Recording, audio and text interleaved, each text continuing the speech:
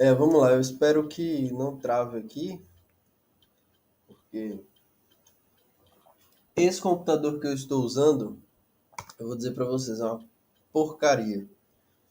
Ó, eu vejo aqui a câmera até treme, ó. Eu faço assim, ó, ela treme. Mas tudo bem, vamos lá. Agora veio uma mosca aqui para atrapalhar tudo.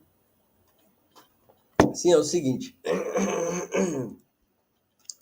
Ontem eu estava aqui conversando no grupo, né? Eu participo de um grupo de marketing do ICLS. E aí, antes de conversar, eu estava refletindo sobre uma coisa que tinha acontecido no final de semana. Eu fui viajar no final de semana e aí uma prima minha, ela, eu nem sei se dá para ver aqui a janela que eu estou compartilhando, acho que dá. Então, uma prima minha, eu fui para essa cidade, Igaci.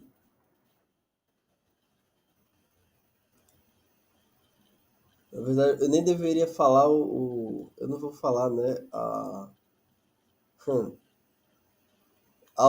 na verdade, o simples fato de eu falar prima minha já revela quem é a pessoa, isso é um problema. Mas eu fui aí nessa cidade de Igaci. E aí eu conversei com a pessoa e eu tirei as cartas do tarô para essa pessoa. E assim, no grupo, nós estávamos conversando, o grupo, obviamente, é de pessoas de maioria católica, católica, né? E alunos do ICLS, afinal de contas é um grupo do ICLS. Então, o povo conhece pelo menos o COF e o ICLS. Aí,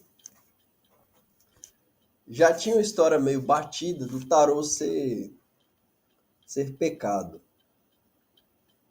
né? Batida porque eu tinha feito um post uma vez e esse post não foi suficiente, ao meu ver, para explicar tudo. Aí o que que eu fiz? Eu até arquivei o post. E aí nessas discussões que surgiram, né? Esse pequeno debate que foi bem amigável, eu tive a ideia de explicar como que se pode cometer o pecado com o tarô e assim, como que é fácil, na verdade, cometer pecado com o tarô. Na verdade, eu ainda diria mais. Eu diria que pecado é uma forma, né, se a gente fosse traduzir numa linguagem comum, né? Porque quando a gente fala na igreja assim, pecado, todo mundo entende. E é inclusive por isso que eu tenho mais facilidade de falar com um católico, porque a língua é mais simplificada. Tipo, por exemplo, se eu falo assim pecado com um protestante, pô, eu não sei que ele vai, eu não sei o que ele vai entender quando eu digo pecado, porque eu não sei qual autoridade que ele recorre. Tipo, digamos que eu queira saber o que é pecado. Aí, né, eu como católico, eu sou católico, né? Então eu procuro a igreja, o que tem nos documentos da igreja, e eu vou descobrir o que que tem lá, né? Tipo assim, o que que é pecado. Mas, aí se eu. Agora se eu procurar aqui, ó, por exemplo, significado, pecado. Mas se eu procuro o que é pecado no dicionário, aí vai dizer assim, ó. Primeiro, violação de um preceito religioso. Segundo, desobediência a qualquer norma ou preceito. Falta, erro, certo? Então, é muito mais fácil, se eu for conversar, eu usar essa linguagem, ó. O pecado como uma desobediência. Se eu for falar com um protestante, eu preciso recorrer a isso. Não um pecado, não como algo diretamente assim, não, a igreja falou que não. Mas, tipo, isso é errado porque aí eu tenho que apelar à consciência da pessoa. Se a pessoa tiver valores que estejam alinhados com aquilo que eu estou falando, ela vai entender que é um erro, entendeu? Tipo, por exemplo, normalmente as pessoas aprendem assim, não matarás, né? E existe uma dúvida que eu acho que é inicial, porque talvez todo mundo tenha essa dúvida no início. No início da eu ia dizer no início da iniciação, né? Mas a gente faz uma espécie de iniciação para entrar no cristianismo, que é quando a gente vai aprendendo as normas. Ah, não pode fazer isso, não pode fazer aquilo, deve fazer isso, não deve fazer isso. Essas coisas. No início existe uma dúvida assim, putz, mas e se for para legítima defesa? Aí, claro, todo mundo passando dessa parte vai entender que, que na verdade não assassinarás, né? Você não pode assassinar. Aí vai ter que procurar o termo assassinar.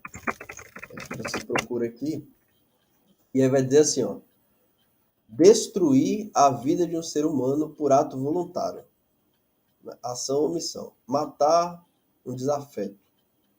Não, um desafeto é como exemplo, né?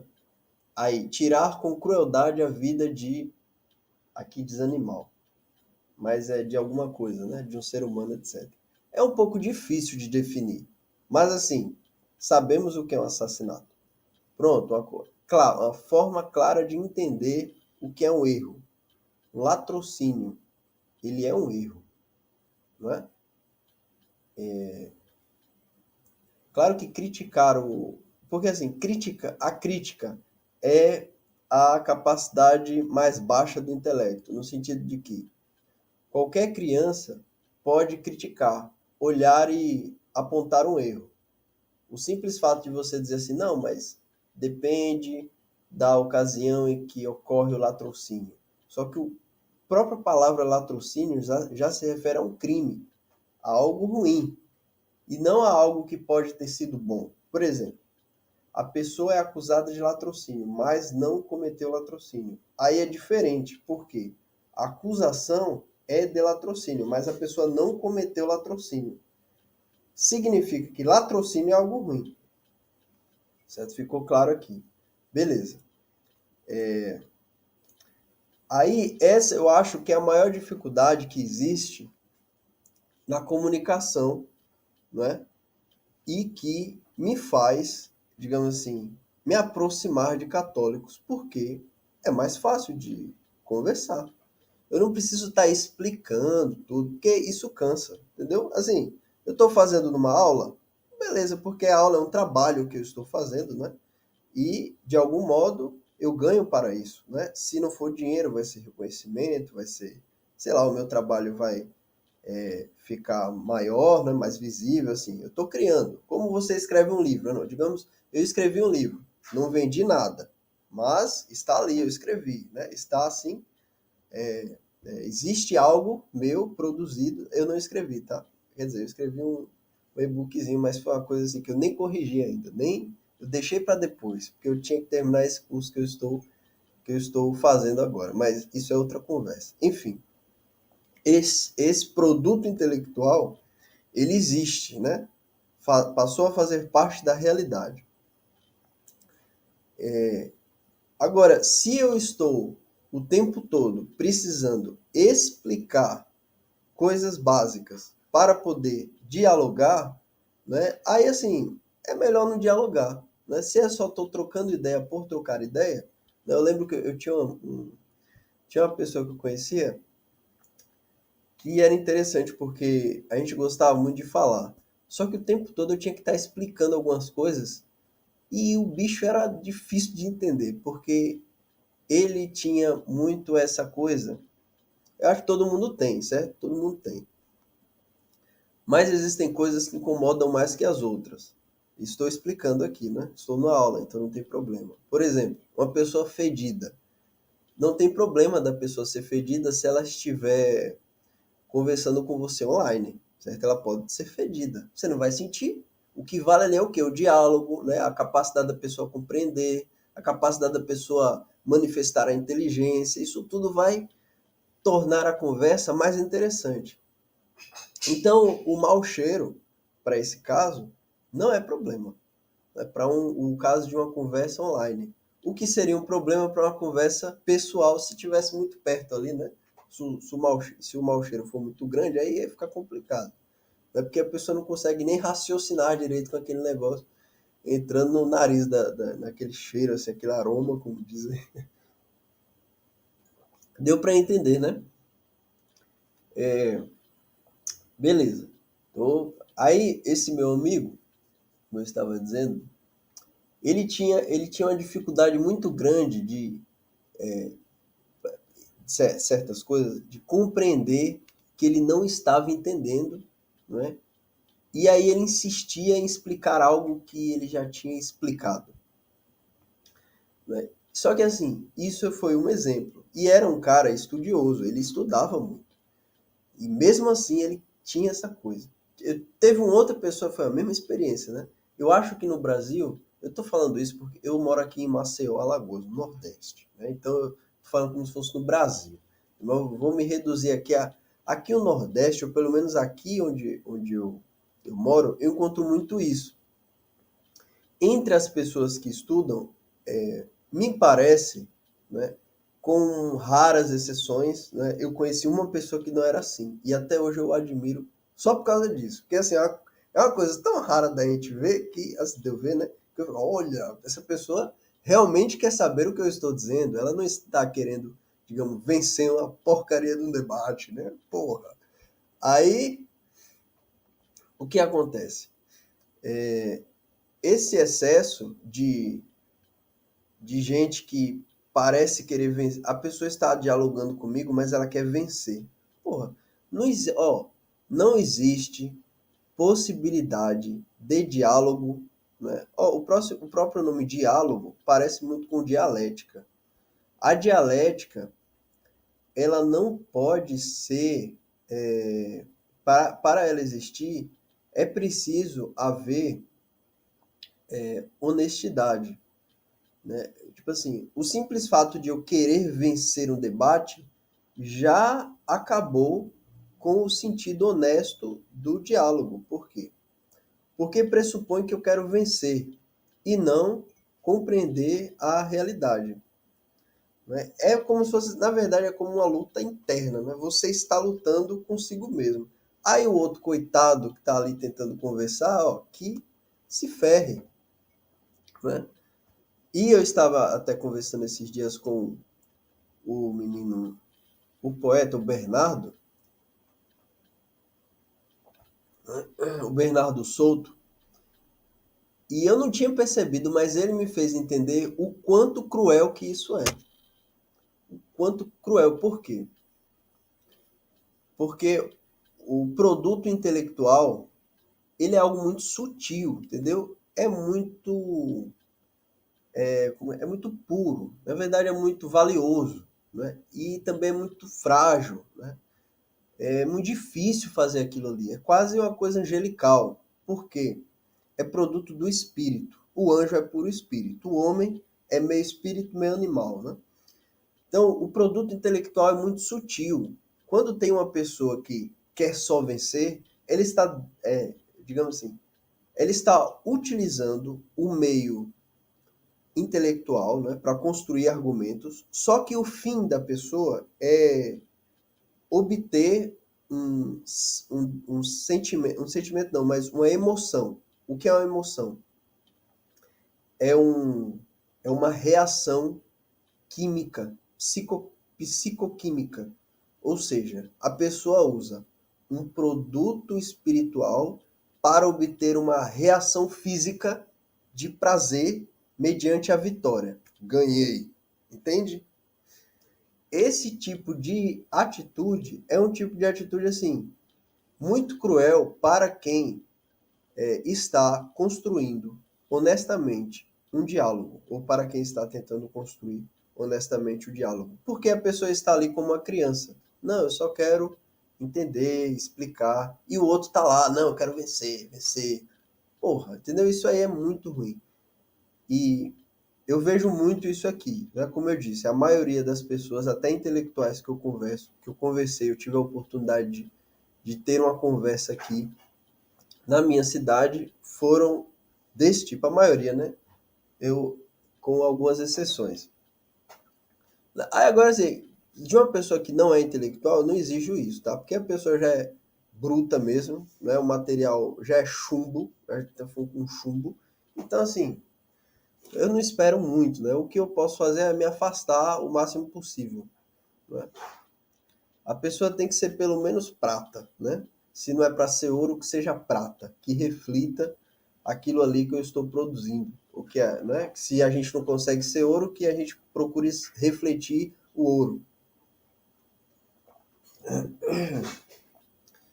É, sim, do que eu estava falando, lembrei. Não, mas é brincadeira. Então, aí o que acontece?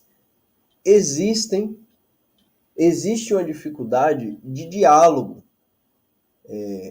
que é facilitada por meio da religião. Porque na religião católica você tem uma autoridade superior e todo mundo reconhece essa autoridade. Os santos, a doutrina da igreja, né? A Bíblia, mais a interpretação bíblica que foi dada pelas autoridades. Né? Porque, tipo assim, uma coisa muito difícil no protestantismo é que não existe uma autoridade principal. Existem conglomerados de autoridades. Aí, sempre que eu uso, digamos que eu pegue assim, eu vou pegar uma citação bíblica para mostrar que aquilo que eu estou fazendo é certo ou errado.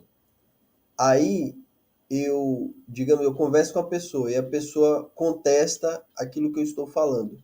Eu não tenho como recorrer a uma autoridade superior para mostrar, né? Mostrar aquilo que eu estou falando para a pessoa. Porque, na verdade, assim, a autoridade superior é a consciência, né? No sentido de que ela deve aceitar, se for o caso de ela não compreender, ela aceita, né? E ou ela compreende ou ela aceita se compreende que aquilo ali tem razão ou que ela pode estar equivocada. Aí existe pelo menos uma dúvida, né? No protestantismo isso é muito difícil, porque enquanto o católico já tem isso de base, a ideia de você, por mais que a autoridade, você considere que a autoridade esteja errada, desobedecer seria um pecado muito grande, um pecado maior, aí você obedece mesmo certo, né? Que, ó, eu vou sair do catolicismo só para não parecer que eu sou carola. Eu não sou carola, tá? Mas também não tem problema se eu for carola. Enfim,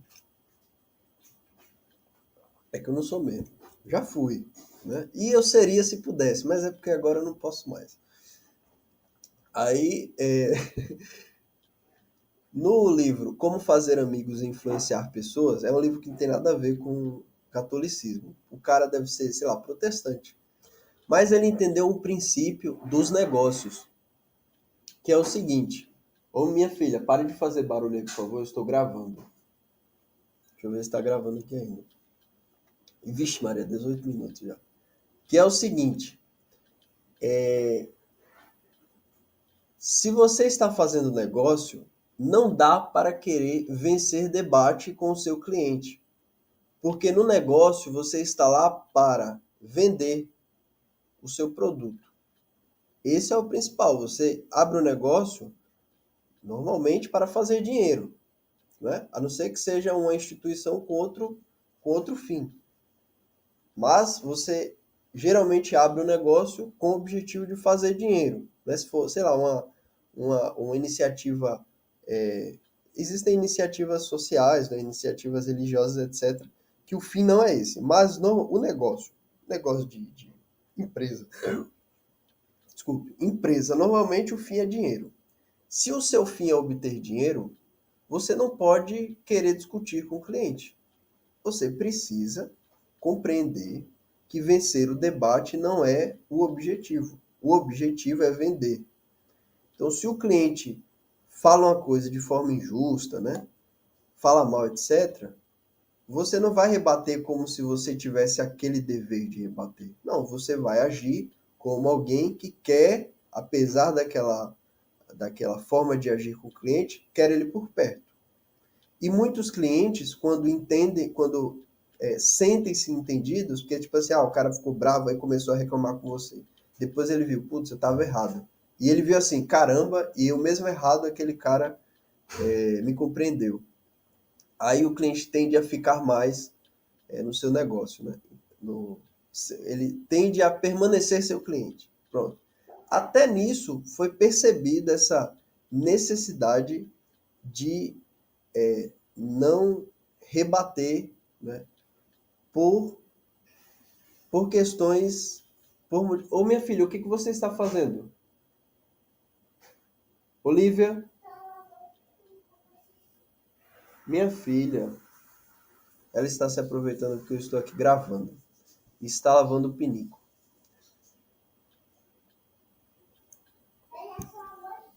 Você já é uma mocinha, tá bom, tem 4 anos de idade. É uma mocinha. Então, digamos, existem princípios superiores, né? Se o seu, por exemplo, você vai para um debate onde o objetivo é vencer, aí tudo bem. O que reina no debate, onde o objetivo é vencer, é vencer. Então aí vale os estratagemas de Schopenhauer, né? Você usa tudo ali, blá blá blá. Por quê? Porque pressupõe que o inimigo vai usar também. Né? Agora, num diálogo honesto, né, que ao meu ver é o verdadeiro debate, nesse caso não tem como você apelar a princípios inferiores, né, que é esse caso aí que eu estava falando. Quando a gente, quando a gente entende o objetivo da coisa, a gente não fica contestando ou debatendo, porque nesse caso o debate iria só atrapalhar. Né? Então, por isso aí, eu até, como eu disse, né, eu prefiro me dirigir ao povo católico. Né? Agora, como que eu faço para traduzir o catolicismo para fora? Por exemplo, quando a igreja fala que é pecado consultar, ela não fala tarô, tá? Mas ela fala consulta divinatória às cartas e aos astros. Isso é no catecismo de São João Paulo II, eu não lembro a página, mas fala lá expresso, é pecado. Por quê? E por que é tão fácil cometer esse pecado? Porque é, você está,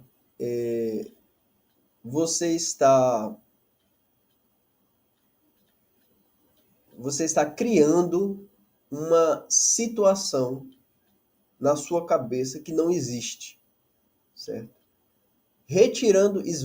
Vamos esvaziar o sentido religioso, que assim é o principal, mas vamos esvaziar. Vamos dizer que somos todos materialistas e só pensamos na nossa saúde, né? E a vida eterna que queremos é a vida do corpo, né? Assim, o ápice da humanidade é tirar a consciência desse corpo e transferir para outro corpo, né? Como se eu pudesse viver eternamente, sei lá, num robô. Vou construir um corpo ali imortal e vou passar a minha consciência para lá. Esse assim, é a eternidade material, né? O materialista. Né? Eu acho que hoje o ápice da humanidade seria esse, pelo menos na cabeça de um monte de gente por aí. Vamos dizer que esse seja o nosso pensamento. Como que eu conseguiria mostrar para a pessoa o que é um pecado? Eu teria que explicar o que de fato está acontecendo quando a igreja diz que não deve se fazer isso. O pecado é assim, ó, se você fizer, você está errado. Né? Você está errado. Aí é quando entra a história do início. Eu fui ler as cartas para uma pessoa e o que aconteceu? Numa das cartas, primeiro que as cartas já falaram assim, sobre relação amorosa. E no meio dessas. Não, na verdade, eu vou. Calma. Né? Primeiro eu fiz a minha interpretação normal, que eu faço. Né? A interpretação que eu faço é uma interpretação simbólica de cunho reflexivo, né? Eu trago a reflexão para a cabeça da pessoa e novos termos, pelo menos essa é a ideia, que fazem com que a pessoa tenha ferramentas de pensar, né, e de resolver questões que muitas vezes que está na competência dela de resolver, e que muitas vezes, como eu estava dizendo, faltam apenas termos, né? Termos, pensamentos, reflexões diferentes assim que facilitam a resolução do problema e que faz com que o problema deixe de ser problema. Logo, a pessoa deixa de preocupar-se com aquilo e vai preocupar-se com outra coisa.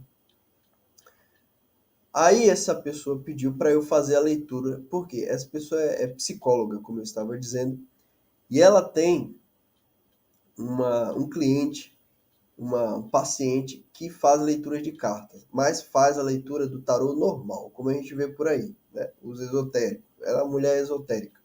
Não tem religião, tudo é uma bagunça. E a leitura que essas pessoas fazem é normal, elas pegam um livrinho, né? Sei lá, o livrinho, eu não tenho aqui. Mas tem um livrinho, não tá aqui não, mas tem um livrinho do tarô, eu vou pegar para ficar mais fácil. Pera aí.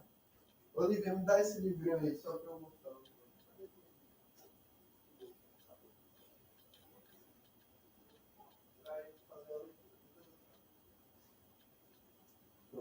Aí, eu vou pegar aqui para vocês verem. Não tinha preparado para isso, não. Aí a carta que ela tirou foi... Caramba, cara. Foi, se eu não me engano, foi 4 de paus. Foi alguma coisa assim. Quer dizer, de taças. Ah, lembrei aqui. Ó. Foi o Cavaleiro de Taças, certo? Aí o que que eu fiz? Eu fui ler o que estava aqui, né? Ela só queria saber por curiosidade. Como que é essa leitura aí que eles fazem? Aí eu coloquei aqui, né? Daí aqui tem escrito o seguinte. Não sei se vai dar para ver aí. Mas tem escrito assim, ó. Amigo, amante apaixonado e infiel. Amor à primeira vista. Certo? E, e a outra carta que tinha saído era o rei de taças também. Aí tinha intelectual, artista, escritor, patrão, pessoa madura. Beleza. Ou seja, alguns termos. Esses termos foram muito semelhantes ao que ela estava vivendo. Então ela tinha ali um amigo que se tornou amor dela, né? Ela tinha essa pessoa é intelectual, é artista, né? É escritor, artista em certo sentido, né? É psicólogo também, mas precisa de uma certa arte para criar. Aqui, patrão, eu acho que não, mas pessoa madura, né? Então, esses termos eles fizeram com que na cabeça dela aparecesse essa pessoa que ela gosta. E no meio disso tudo tinha uma palavrinha, que falava assim, ó, amante, apaixonado, infiel. Aí se diz, porra, no meio disso tudo, só essa palavrinha aqui foi suficiente para causar uma interrogação muito gigante na cabeça dela, né? Pelo efeito, é um impacto mágico. Não existe aquela coisa de você olhar o tarô e você pensa, caramba, isso aqui tem um poder, né? E só essa coisa, essa consciência, já faz com que o poder seja exercido sobre nós. É meio que uma auto-hipnose, né? Quase isso. Né? Não é auto-hipnose porque você não está sozinho, mas a magia. Existe um livro que fala sobre magia que chama Demonologia. Ele explica demonologia. 99% das mágicas são desse cunho psicológico, e para elas serem feitas, precisam de, digamos assim, um apoio de comunidade, né? De acordo com o tamanho do efeito que você quer causar sobre o outro, você precisa de uma quantidade de pessoas maiores, né? Há efeitos como esse dessa leitura, isso aqui poderia ter feito o quê? Poderia, né? Porque, por, por bem, ela é uma pessoa intelectual também, né? E que foi capaz de remover aquilo ali em pouco tempo, né? Embora tenha durado a tarde inteira aquela dúvida, logo, logo ela, não, isso é besteira, eu tô com coisa na minha cabeça, né? Mas isso foi uma pessoa, como eu disse, extremamente inteligente, né? Intelectual. Como eu disse, eu mesmo, eu caí nessas coisas. No início eu caí o tempo todo, né? Não, isso aqui tem... Até hoje, vez ou outra, eu olho assim, mas a ideia, o que foi, meu filho? Eu queria macarrão, ok? Daqui a pouco eu faço, deixa eu terminar aqui. Não precisa fazer, ok? Minha filha, não mexe, espere um pouco, por favor. Eu já estou terminando. Pelo amor de Deus. Espere um pouco. Por que você está aí assim? Depois, você acabou de comer. Pode ser? Espere um pouco. É o quê? Toma. Toma, já usei. Ela queria o livrinho que ela tá brincando. Então, assim, uma palavrinha, ela causa muitas vezes um efeito mágico na gente, né? E o que a gente deve fazer é livrar-se desse efeito. Isso é inevitável, né? Ó, vou dar um outro exemplo que acontece fora do tarô, mas que a gente percebe. Imagina assim, eu tô falando isso porque assim, isso é normal. Se você depender da pessoa que você é, tanto faz, né? Mas imagina se o prefeito da cidade liga para você, ou o presidente do país, né? Tem gente que não gosta muito desse presidente, né? Então, nem do outro, tem gente que também não gosta do outro. Mas digamos assim, o presidente que você gosta, não, mas aí também é complicado. Dizer assim, o presidente dos Estados Unidos. Pensa assim, a embaixada do Brasil liga para você, né? O que você quer que... Mas assim, a simples ideia de que a embaixada ligou para mim, o general ligou para mim, o presidente ligou para mim, isso aí dá um impacto, né? Esse impacto é mágico. Porque na verdade você está ali diante de outra pessoa normal igual você, mortal igual você, né? Só que tem, digamos assim, um cargo que dá para ela um poder monumental e, e não só isso, mas a fama, né? Toda a complexidade que existe, que está interna a esse cargo, ele causa um efeito mágico sobre as pessoas de fora e até a de dentro. Uma mudança alquímica é provocada ali. E como que chama? E ninguém está imune a esse tipo de efeito, né? O simples fato, sei lá, você vai pedir a bênção ao padre. A ideia de ser um padre, você já. Quer dizer, eu não sei você, né? Se o cara não for católico, ele. Quer dizer, tem católico também que não liga, mano. Foda-se o padre. Eu já vi isso aí. Foda-se o padre, o cara fala bem assim. Não, mas se for um padre. Eu mesmo tenho uma certa temeridade. Agora, por exemplo, se for um intelectual, eu tenho uma super temeridade, porque é uma pessoa que, né, enfim, eu admiro mais, é mais ou menos o meu caminho. A gente sabe que a gente teme aquilo que a gente persegue, né? Minha filha, pare de dançar ao meu lado, por favor, senão eu não consigo me concentrar. Fique no quarto.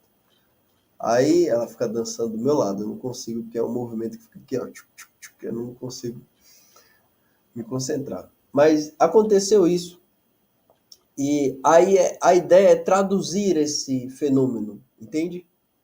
Traduzir. Então, por que que a gente pode, por que que é muito fácil cometer pecado com o tarô? É porque, de algum modo, aquilo causa um efeito mágico sobre os outros, né? Se eu vou ler uma carta de tarô e eu dou uma ideia rasa, como essa que eu descrevi, né? Eu entreguei o livrinho, mas de que existe ali naquela pessoa que você ama uma, como que chama? Um fator subversivo, né? Que é o caso da pessoa estar sem fiel. Claro que existe esse fator em todo mundo pode trair, né? Isso aí é normal. A ideia, o pecado está em você não compreender essa realidade, entendeu? Tipo assim, quando você espera que o outro seja perfeito, na verdade você está impondo ao outro algo que você não é, não só isso, algo que não é possível. Isso é o pecado, entendeu? Nesse caso. Quando você faz isso, você está cometendo pecado. E quando nós tiramos, por exemplo, a pessoa recorre ao tarô para saber se. Eu vi uma taróloga esses dias, ela estava falando, né, ensinando, entre aspas. Eu não quero nem causar confusão, porque eu não gosto de confusão. Eu não vou dizer quem é, né? Mas aí ela falava assim, não pergunte, como que é? Não pergunte ao outro o que ele está pensando, pergunte ao tarô. Eu penso, caralho, o tarô sabe, ó. Vou constar aqui as cartas, deixa eu tirar aqui. Pô, saiu louco. Não, então essa pessoa está pensando nisso, naquilo. Porra, aí é complicado, entendeu? Não tem como a gente fazer isso. Isso aí, gente, isso aí, ó. Assim, mesmo para quem não é católico, isso não existe. Não existe a possibilidade de cartas cartas saberem, né? Ou dizerem para você o que o outro está pensando. Isso não existe. O que existe é algo muito semelhante ao que é dito ali pelo Marcos Monteiro sobre a astrologia, né? Porque parece que algumas pessoas questionaram ele, e eu acho que o trecho do catecismo é exatamente esse que eu estou falando, né? Questionaram ele sobre a astrologia ser pecado. Aí ele vai e começa a explicar lá, né? De modo que deve ficar claro na consciência da pessoa o que ela está fazendo ali para que ela não esteja cometendo pecado, né? Tá. Então, assim, como é muito difícil traduzir isso, e é porque é o trabalho, né? É um trabalho.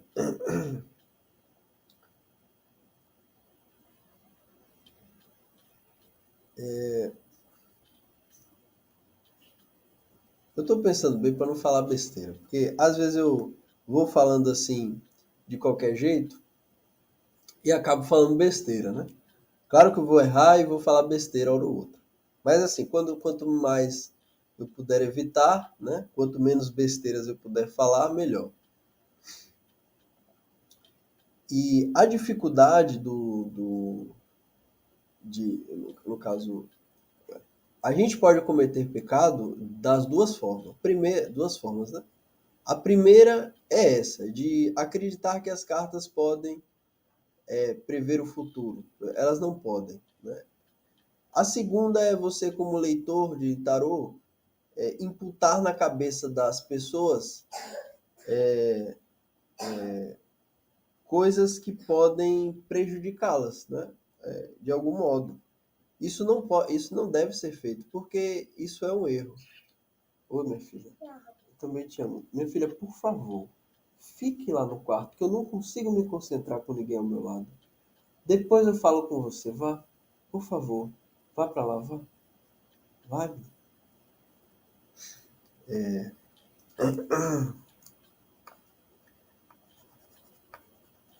Tá. Então, quando a gente imputa uma ideia na cabeça da pessoa que pode prejudicá-la, até os Wicca. Uma vez eu estava lendo um livro de bruxaria, né? Ocultismo, que era de um cara que dizia-se representante de Wiccas, né? Imagina assim, o protestantismo, tá? É algo dos bruxos. Né?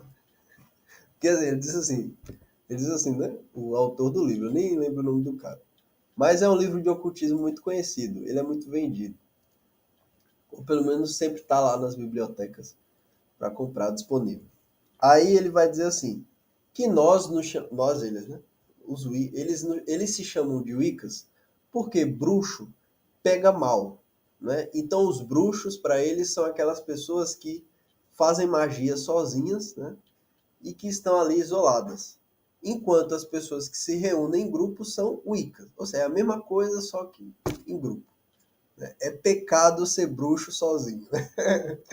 Né? Tipo assim, é feio. Tem que ser bruxo em grupo. Aí esse cara aí, que é o representante dos Wiccas, né? Ele se diz assim. Ele diz que é pecado você interferir, assim, é errado, né? Você interferir na vontade própria do outro, né? Na vontade própria. E aí eu acho que ele está se referindo à mesma coisa. Então, assim, para você ver, até na bruxaria, por um bruxo, né, entre aspas, um Wicca, considera esse tipo de ato pecado. Né? Não é que ele é pecado para a igreja, é que, na verdade, a igreja está traduzindo uma realidade. Ela está dizendo assim, olha, se você fizer isso, puta que pariu, Olivia, pelo amor de Deus, cara, fica no quarto. Se você fizer isso, eu não consigo me concentrar com alguém do lado.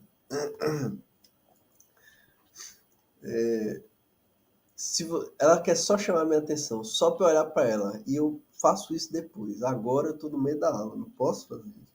Quero terminar. Se você fazer isso, você estará errando. Né? Esse erro é grave E assim, ó, por exemplo, um negócio desse. Digamos que minha prima seja uma. Minha prima seja. Digamos que ela não fosse a intelectual que é, né? Não tivesse a força psicológica que tem. Digamos que fosse uma pessoa mais fraca. Ali é quase um casamento. Aquilo poderia ter destruído um casamento, entendeu? Né?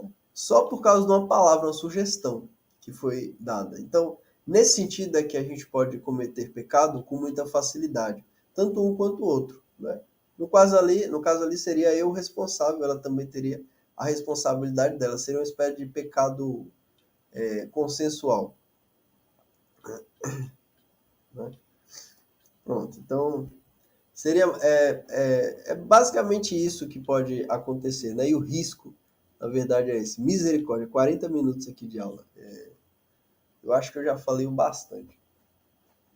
Eu posso falar mais depois. Eu não sei se deixei claro, né? Talvez se alguém ver depois e perguntar, né? Ficar alguma dúvida, de repente, eu posso até esclarecer. Eu faço isso aqui de bom grado. Que eu acho que é importante, né? Eu acho que quando a igreja diz assim, ó, é pecado, a gente precisa entender o que é que a igreja está falando.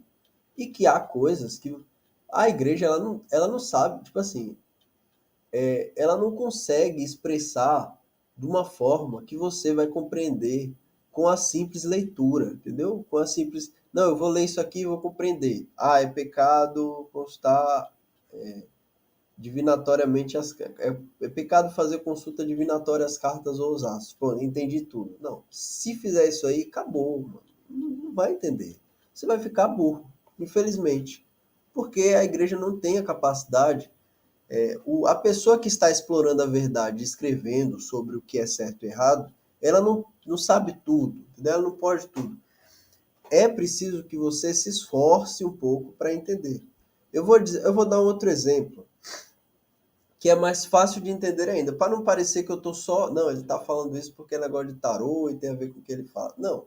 Pelo contrário, eu só entrei nesse negócio quando eu percebi que tinha essa abertura aí. Né? No começo eu queria saber, isso é pecado ou não é? O que é pecado, o que não é? O que a igreja fala, o porquê, o que. Eu fiquei perguntando e tentando entender. Esse esforço deve ser feito para tudo que a gente vai fazer, né? Compreender bem o que é aquilo. Ó, a igreja, por exemplo, ela vai falar de capitalismo. Eu não lembro se é na Rerum Novarum, ou se é no Centésimos Anos, né? Ou se é no Reis Socialis, alguma coisa. Eu sei que está entre esses documentos aí. Ou Rerum Novarum, ou Centésimos Anos, ou alguma coisa aí da doutrina social nesse meio. Que eu li e não lembro. Provavelmente um desses dois, ou desses três.